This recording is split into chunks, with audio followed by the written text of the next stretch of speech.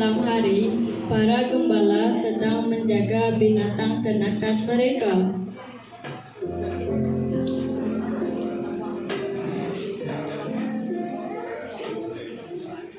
Tiba-tiba muncul seorang malaikat Tuhan. Para gembala sangat ketakutan. Malaikat itu berkata,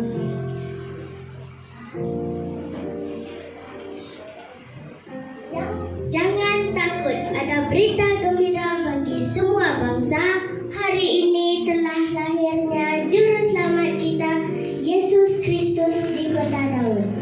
malaikat memberikan tanda mereka akan menjumpai seorang bayi dibungkus kain dalam palungan.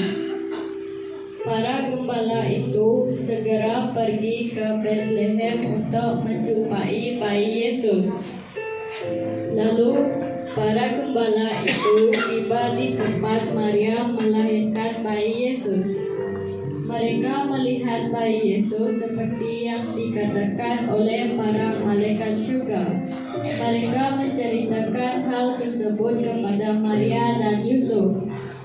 Kemudian para gembala menyembah bayi Yesus karena mereka tahu bahwa Yesus adalah anak Allah yang membawa keselamatan bagi semua bangsa. Akhirnya mereka pulang dengan hati yang gembira dan memuji Allah. Joy to the world! Joy to the